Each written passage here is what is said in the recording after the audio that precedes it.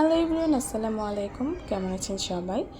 দিন দিন গরমের মাত্রা যেভাবে বাড়ছে, আমি জাস্ট শীতের অপেক্ষা করছি। কারণ এই সকালবেলা রান্না করে বিশেষ করে চুলার পাড়ে থাকাটা এত কষ্ট, যার জন্য আমি সবসময় চেষ্টা করি যে হালকা পাতলার ভেতরে কীভাবে শেষ করা যায়। কারণ এই সকালে চুলার কাছে থাকাটা খুবই যন্ত্রণাদায়ক। তো সকালে নাস্তায় পাস্তা রেখেছিলাম, এই নাস্তাটা সেরে দেন দেখি অনেক থালা বাসন ভরে গিয়েছে, একদম নাজেহাল অবস্থা ঘরের। আর যেহেতু আম্মা এখন বাড়ির কাজে মনোযোগ দিয়েছে, সেজন্য টুকটাক আমাকে কাজ করতে হয়।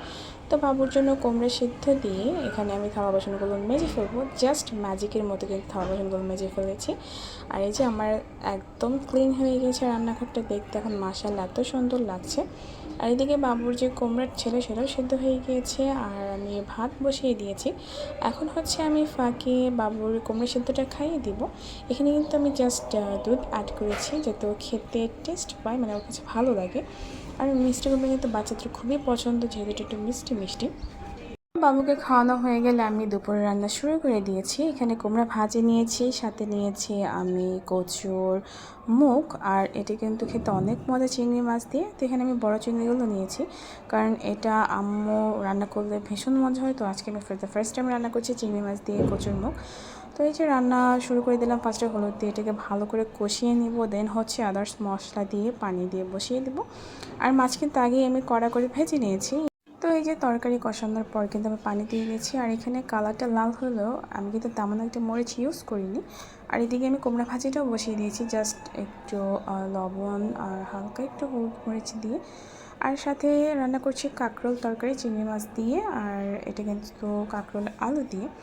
তো যাই হোক, ভাত রান্না করার পর যে ভাতের মারটা ছিল আমি রেখে দিয়েছিলাম আমি খাওয়ার জন্য, ইভেন আমার বাবুকে খাওয়ানোর জন্য। কারণ ভাতের মার কিন্তু বাচ্চাদের জন্য খুবই উপকার, ইভেন একজন মায়ের জন্য অনেক উপকার।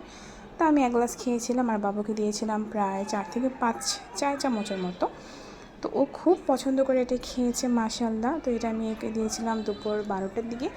তো বিকেলবেলা আমার ফুচকা খেতে ভীষণ ইচ্ছে করলো, বাট বাহিরে ফুচকা খাওয়া আমার পক্ষে সম্ভব না। তো সেই জন্য বাসায় ফুচকা বানিয়ে ফেললাম।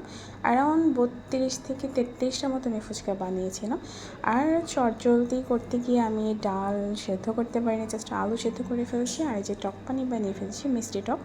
আর টকটা এত মজা হয়েছিল, সাথে লেবু দিয়েছিলাম, তেঁতুল দিয়েছিলাম, ঠান্ডা পানি ইউজ করেছিলাম, জাস্ট অসাধারণ হয়েছিল খেতে। তো এখন আমি ফুচকার ভেতর আলুর যে পুরটা আছে এটা দিয়ে দিয়েছি, আর এখন দিয়ে দেবো টকটা। আর এটা কিন্তু ওয়ান কাইন্ড অফ ভেলপুরির মতো খেতে হয়েছিল, জাস্ট অসাধারণ হয়েছিল। আমি এত তাড়াহুড়ো করেছি যে আমি শসা কেটে দেওয়া কিংবা ডিম সেদ্ধ করে দেওয়ার কথা ভুলেই গিয়েছিলাম। তো মাশাআল্লাহ খেতে কিন্তু দারুণ হয়েছিল, আর সবাই অনেক পছন্দ করেছিল মাশাআল্লাহ।